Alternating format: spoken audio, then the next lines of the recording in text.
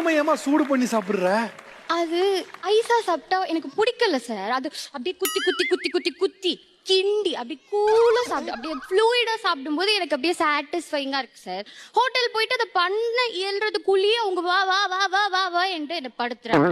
அதனால அந்த டெக்னிக் எனக்கு பண்ணி சாப்பிட்றேன். ஐஸ்கிரீம் கூலா இருக்குன்னு தெரியும். அது எதுக்கு வாங்கி சாப்பிட்டுட்டு? அது சாப்பிடணும்னு உள்ள இருந்து சொல்லுது சார், சொல்லுது. அதனால தான் சாப்பிடுறேன். அப்படியே சூப்பரா இருக்கும். நீங்க வேணா ட்ரை பண்ணி பாருங்க, பிடிக்கும். இல்ல வீட்ல பாப்பா இருந்தாலும் சொல்லுங்க, பிடிக்கும். சொல்றேன்ல பிடிக்கும். இந்த அம்முனி என்ன பண்ணிட்டாங்கன்னு இவங்களை எல்லா யூடியூப் சேனல் இன்டர்வியூ எடுத்துட்டு இருக்காங்க குட்டிமணி. ஐஸ்கிரீமை சூடு பண்ணி சாப்பிடுவாங்க. ஓ குழந்தைங்களுக்கு தெரியாம முட்டாய் சாப்பிடுவாங்க. ஓ 4 குடும்ப பாட்டு போட்டா உடனே எழுதிருவாங்க. ஓ